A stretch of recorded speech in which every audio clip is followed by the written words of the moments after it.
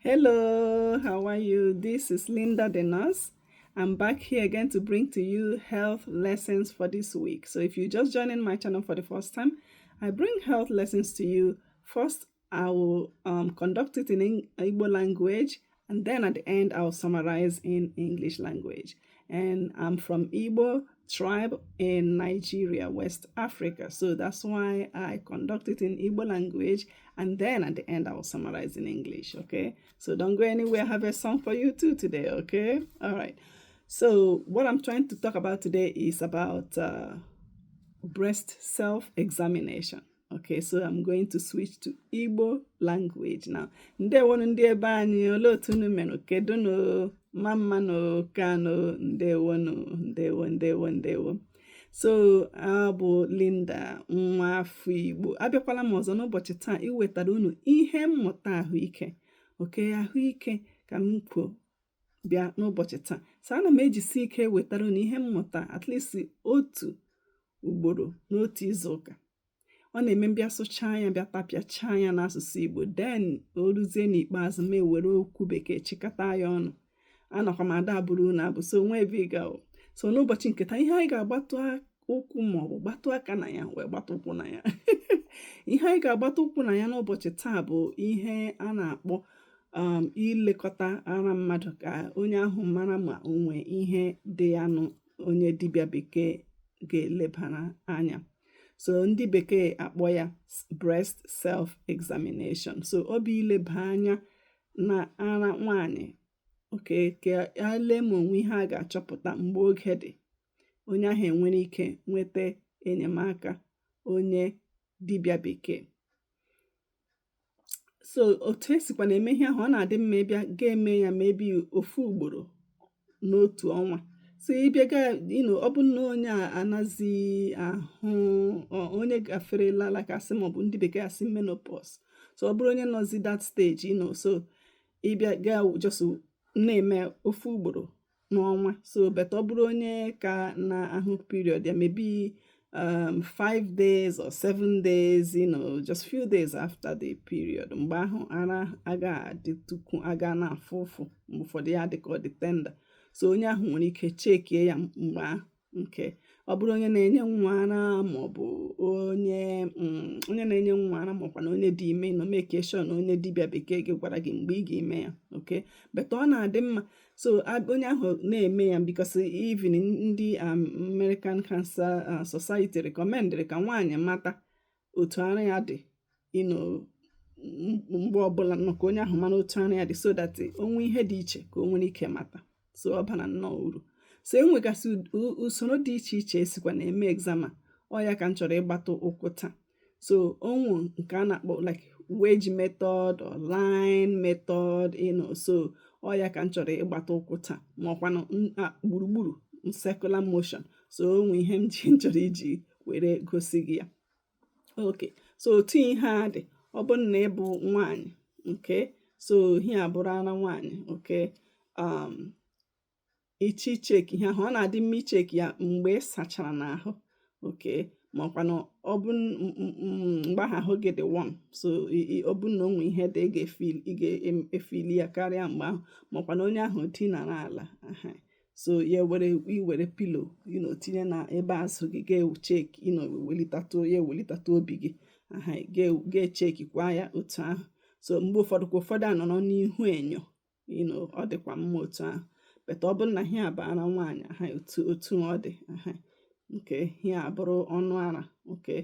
So onye ahụ bịa ga-ebido mechakwa ebe abụ maọbụ avụ, onye ahụ make sure na o metụtachakwara ebe ahụ, ruchacharị n'ebe elu ebe a, maọbụ akpọ ya collarbone maọkwa clavicle, rutacha n'elu ebe ahụ, metụtacha ruchacha ebe ahụ, okay. So ihe a bụrụ ọnụ ara. So onye ahụ ga-eme ya in circular motion, ga-ejiri nwayọọ gachie akụkụ ebe armpit gị maọbụ ebe afọ gị ahụ, jiri pad aka gị otu ebe a, like aka atọcha, na-eme ya gburugburu, na-eme ya gburugburu, ka onye ahụ dị sure na ọ gazuchana ebe niile, so that onwe ihe dị iche ka onye ahụ nwere ike hụ ya. Okay, so then mgbe ụfọdụ kwana onye ahụ nwekwara ike gaa na line bụ imekwara ga-elu ga-esikwa n'elu ebe a gakwara gbadata ga-agawakwa ga-agarukwa gbadatakwa. Okay, so makwa na onye ahụ sikwa n'akụkụ ma wedge method ka onye ahụ sikwa n'akụkụ ya ga rutakwa ebe a anadị ya ọpụkwa gakwa ya ọpụkwa ya gakwa just make sure na ị nwetachara ebe niile. Okay, so ya bụ uru ọ bara. Okay, so I will just go ahead and switch back in English. Okay, so if you're just joining my channel for this first time, like I said in the beginning, I usually conduct it in Igbo, and then at the end I'll summarize in English. So what I'm talking about today is about breast self-examination. Okay, so for women, it's usually recommended that it's conducted at least once a month.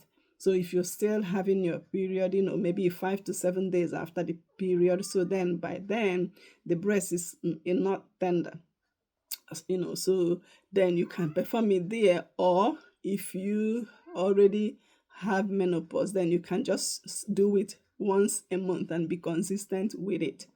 Okay, so then if you're breastfeeding or you're pregnant, just make sure that you talk to your doctor. They will give you a recommendation on how and when, to perform the breast exam. So there are different ways of performing this breast exam. Okay, so here, if this is the nipple, so you can, start, from the outside. Make sure that you get all the way to the collarbone, the clavicle, and all the way to the armpit area, so you can just go around, like, pressing, going all around, just making sure that there are no lumps. Okay, you're going all the way around. Okay, or you can just go like in lines, up like that, and then down. Okay, down and then up again like that. Okay, like that.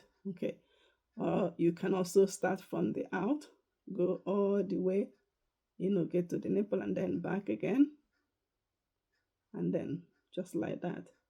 And the goal, whichever method you use, the goal is to make sure that you reach all the breast tissue.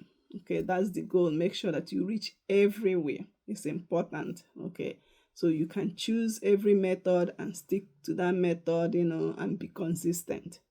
Okay, so let me go back to Igbo language. So ndị ebe anyị, uru ọ bara ime icheki ara ahụ kwa ọnwa ọ bụrụ na onwe ihe dị iche n'ara mmadụ, nwaanyị ahụ ga-achọpụta. So ọ dị mmadụ ịmata otu ara ya dị already before, ọ ya bụ ihe ekwesịrị ị na-eme. Ịmata otu ọ dị, then onwe ihe dị iche ị ga-amata, and onye ahụ ejisi ike wepụta time na-eme ya kwa ọnwa.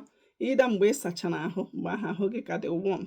Okay, then ị ga-eme ya, makwa na ịnọkwara n'ihu enyo ga-eme ya, makwa na onye ahụ dinara ala otu mee ya, jiri nwayọọ mechaa aka n'ebe niile, ma n'ebe abụ gị maọbụ avụ, gachachacha rutacha ebe ọkpụkpụ a na-ebe ọkpụkpụ dị ebe anọ, clavicle ebe mechacha gachacha everywhere. Ọ ya bụ the goal, make sure na ị presịrị nnọọ, na-epress ya otu. So onwe lump nọ n'ara, onye ahụ ga-echọpụta ya.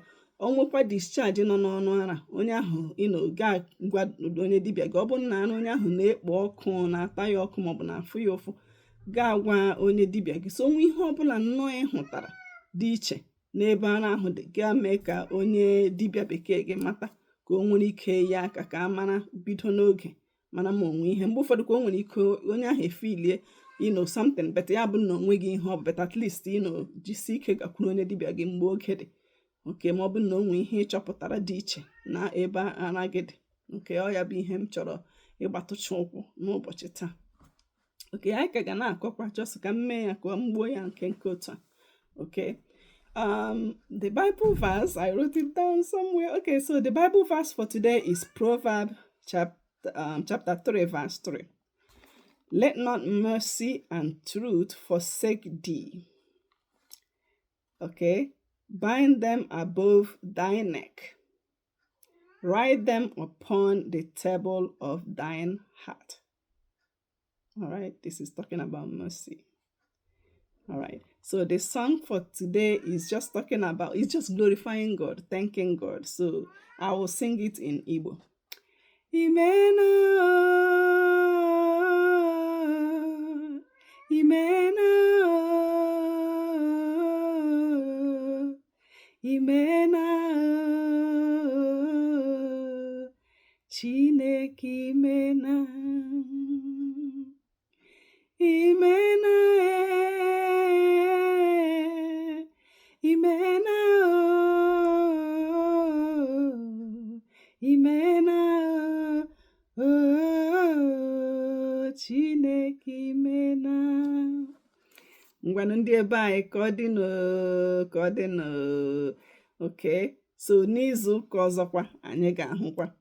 Before m ahapụ gị, remember, ana m ada akụzikwa Igbo. I usually teach at least one Igbo. So let's talk about nose today. Nose. So ihe a na-akpọ ya n'Igbo, or what you call it in Igbo languages, imi. In English, I'll spell it I-M-I. Imi. In Igbo, I-mi-i. Imi. Okay, so at least you learn something today. All right, you learn Igbo word today. Nose, imi. All right, that's for people that do not understand Igbo language. All right, bye bye. See you all next week. Que mesia.